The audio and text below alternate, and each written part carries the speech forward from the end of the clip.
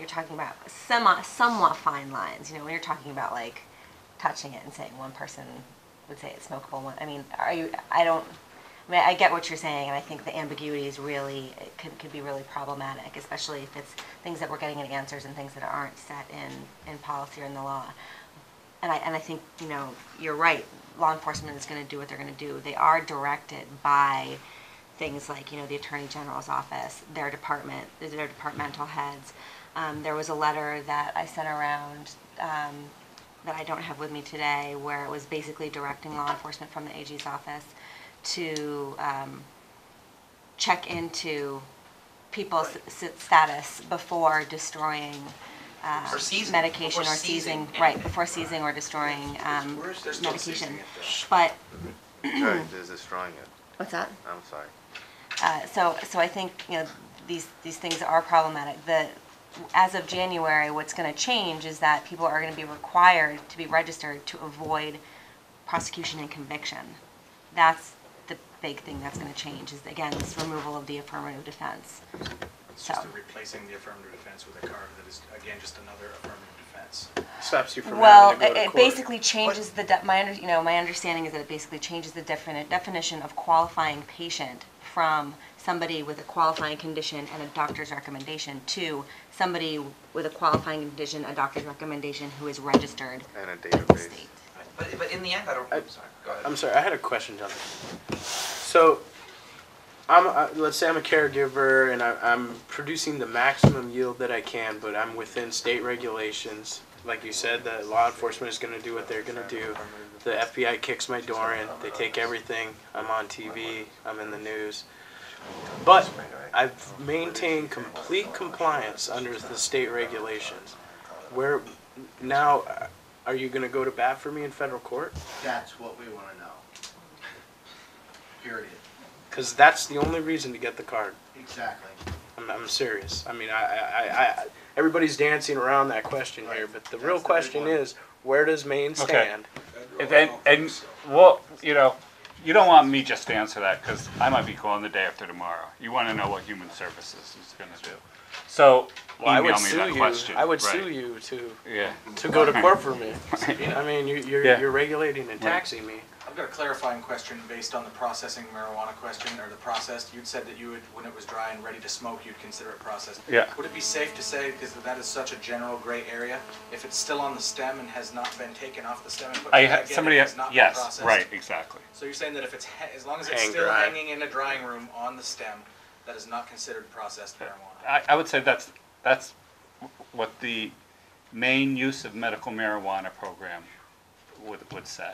Okay. I want to put a caveat in here, though. And you would actually create an argument for the police if you kept fully dry, usable marijuana on the stem. Of course, if you were to exploit that, yes. So there's two sides to that whole thing. But You the can only possess caveat, 2.5 ounces at a the time, and you have to harvest a plant. That's a way to stay a little. But the more caveat legal. here is that if the cops come in and you get into that argument, they've already decided they're going to arrest you. You're going to jail. Right. So now it needs to be litigated. You could set that precedence for us. I think that's Because all of these laws haven't been litigated, When are we so going no to matter find out what about is said, affirmative defense?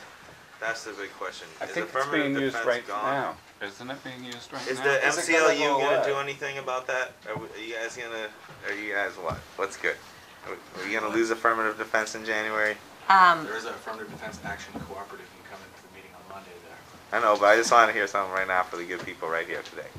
We're really concerned about the affirmative defense piece of the law. I think there's a couple ways to go. There's a voluntary registry, or there's the affirmative defense.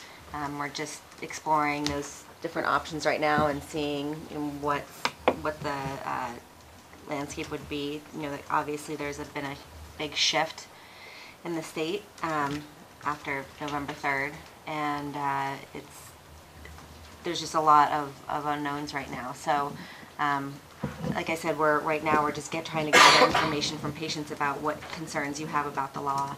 Ours are, again, things like the affirmative defense going away, any kind of, and this is more maybe regulation, but check boxes where people have to say, you know, I'm HIV positive. There's no need from our perspective to have that there. It should just be qualifying medical condition, yes or no.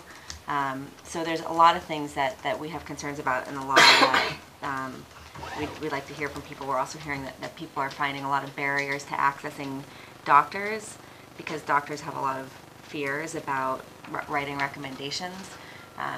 Not sure exactly what is the best avenue to address something like that. Some of that might just be, you know, education and having some of this grow over time, but we're really looking at what are the issues that patients and caregivers are having, and what can we do to address them.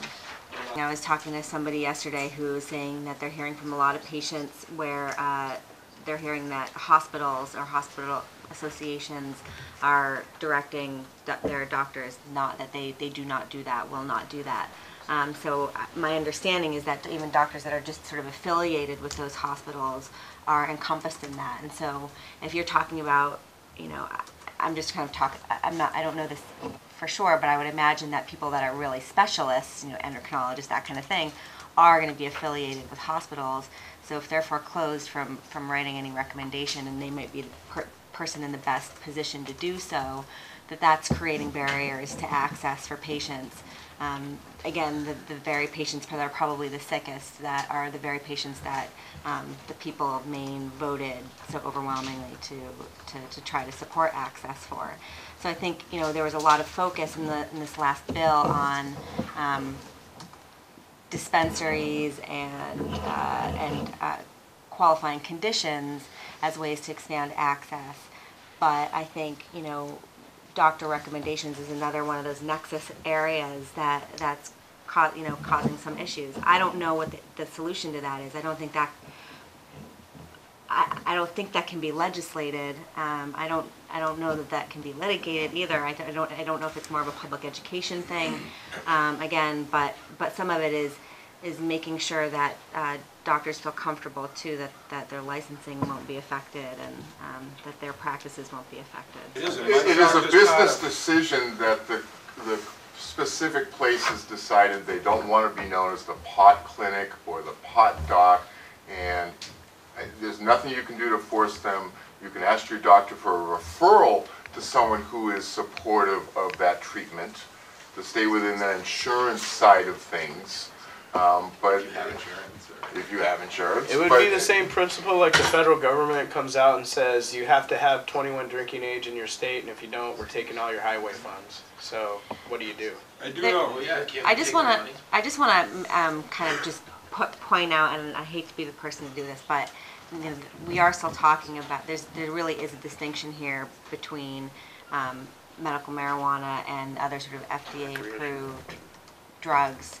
I don't know that if there were to be some sort of code where they're supposed to look at a range of treatments, you know, I think there's a lot of that's governed by things like the FDA that this is a little bit outside of. So I don't know that gives them even more kind of discretion as far as, again, I'd have to really look into it, but I think that's one of those issues with this treatment method that create the ability for increased barriers to be put up.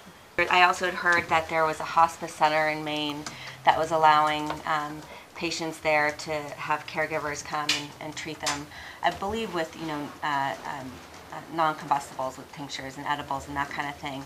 As things like that continue to happen in Maine and people see that it's okay and it works, I would hope and imagine that maybe more, you know. As of January, by registering, and we've created a sheet at the MCLU that sort of breaks down the pros and cons of registering that I'm happy to send out to people, or you know, if you contact our office, the office manager can get it out to you. It's also posted. If you search with my name and marijuana, it comes up on our blog. So by registering, patients and caregivers do obtain some protections from penalty or disciplinary action by law enforcement, business, occupational, or professional licensing boards, schools, employers, landlords, and courts in relation to child custody or parental rights. So again, as of January, if you register, you are afforded some protections in those areas. as far as, being kicked out of housing, fired, child custody hearings, this being able to be used against you.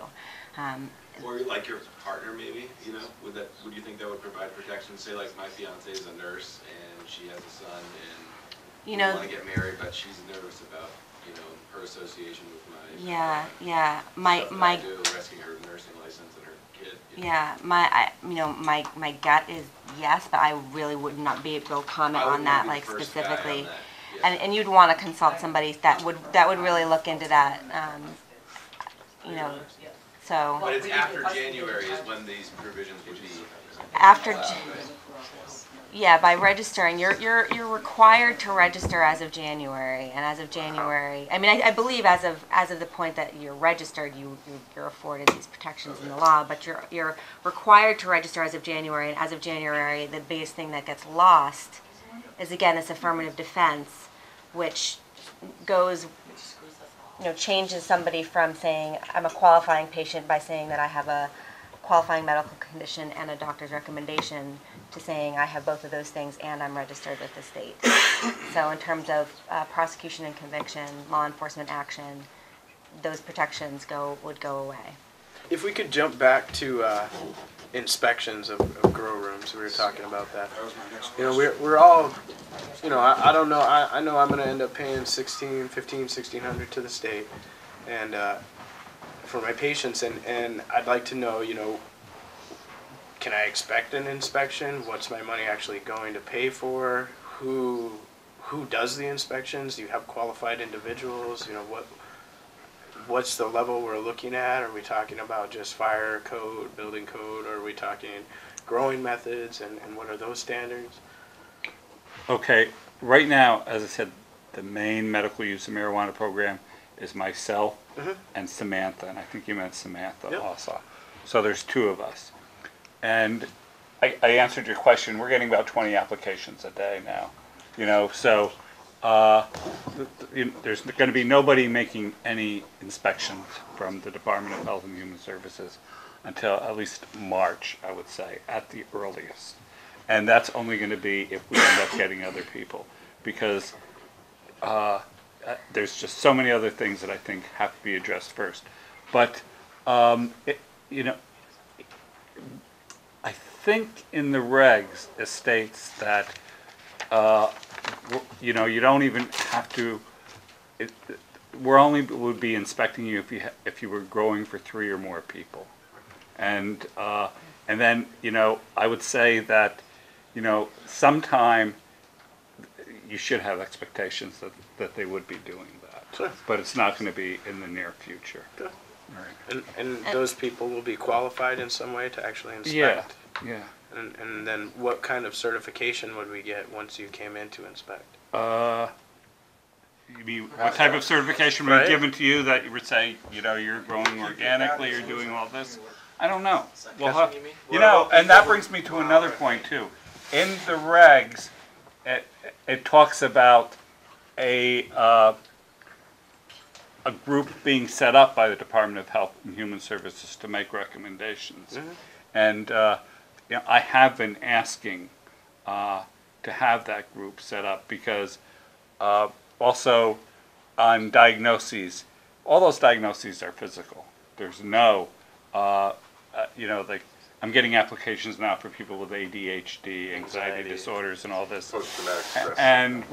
And I would like I would like this committee, advisory committee, to help me make determinations on that. And then I would like to bring them questions like you're asking. What do we do to, how do we recognize the caregivers after we do